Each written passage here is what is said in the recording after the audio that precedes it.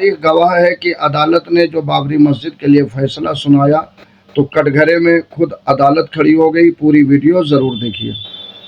मस्त रहिए, खुश रहिए, क्योंकि बाबरी मस्जिद ने इस देश में जो अकेले काम किया है वो इस देश में हजारों साल में कभी नहीं हो सकता था।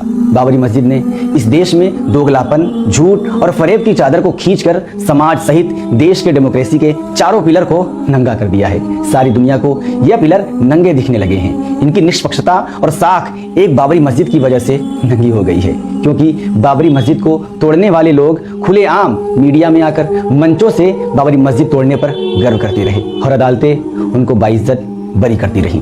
इस मामले में एक पक्ष ने हमेशा ही यह कहा कि फैसला खिलाफ होगा तो हम सुप्रीम कोर्ट का फैसला नहीं मानेंगे। हमेशा कहा कि कोर्ट हमारी आस्था पर फैसला नहीं कर सकती। वहीं मुसलमानों ने हमेशा से सुप्रीम कोर्ट के फैसले का सम्मान करने की बात कही और सुप्रीम कोर्ट ने देश के मुसलमानों को खूबसूरत इंसाफ दे दिया। बाबरी मस्जिद पर सुप्रीम कोर्ट के फैसले पर गौर अब इस दुनिया के रहने तक होती रहेगी और आने वाली पीढ़ियों के अंदर जब इंसाफ की समझ पैदा होगी तो सुप्रीम कोर्ट को जवाब देने में पसीने आ जाएंगे। ध्यान दीजिए कि ग्लोबलाइजेशन और कम्युनिकेशन मीडिया से दुनिया सिमटती जा रही है और यही पूरी दुनिया की आने वाली पीढ़ियां सवाल पूछेंगी कि मिलॉर्ड, जब आपने अपने फैसले में मान लिया कि 1949 में मस्जिद के सेंटर गुंबद के नीचे प्रतिमाओं मूर्तियों का रखा जाना एक गलत और गंदा काम था, तो फैसला मस्जिद के खिलाफ क्यों दिया?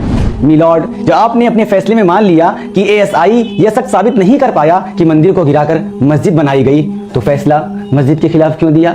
मिलॉर्ड, जब आपने अपने फैसले में मान लिया कि बाबर कभी अयोध्या नहीं आया या ना उसने कोई मंदिर गिराकर मस्जिद बनाई, तो फिर फैसला बाबरी मस्जिद के खिलाफ क्यों दिया? मिलॉर्ड, जब आपने अपने फैसले में यह मान लिया कि हिंदुओं का यह मानना कि श्री राम का जन्म अयोध्या में हुआ यह उनकी आस्था और विश्वास है, लेकिन मालिकाना हक को धर्म आस्था के आधार पर स्थापित नहीं किया जा सकता, तो फिर फैसला धार्मिक आस्था के आधार पर क्यों दिया?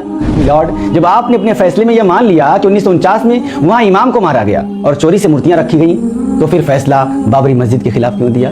मिलॉर्ड, जब आपने अपने फैसले में यह मान लिया कि जिस जगह मीर बाकी ने बाबरी मस्जिद का निर्माण कराया उस जगह पर पहले से किसी इमारत की मौजूदगी के कोई सबूत नहीं, तो फिर फैसला बाबरी मस्जिद के खिलाफ क्यों दिया? मिलॉर्ड, जब आपने अपने फैसले में यह मान लिया कि बाबरी मस्जिद का तोड़ा जाना एक आपराधिक काम था, तो उन अपराधियों को बाइज्जत बरी क्यों किया गया? मिलॉर्ड, हम दूध की ताकत समझते हैं, चैम्बर के खेल को भी समझते हैं, जिसमें आपने इंसाफ के मंदिर को एक मंदिर के पक्ष में गिरवी रख दिया। बाकी 6 दिसंबर को काला दिवस नहीं मनाना चाहिए, क्योंकि बूढ़ी जर्जर बाबरी मस्जिद ने अपनी शहादत देकर इस देश में जो काम किया वह काम कोई भी नहीं कर सकता था। इसके लिए बाबरी मस्जिद को बधाई दीजिए, जिसने इस देश की डेमोक्रेसी को नंगा कर दिया। इसी को कहते हैं वक्त बदल जाता है, वक्त बदल जाता है, फैसले बदल जाते हैं, मगर इतिहास नहीं बदलता है।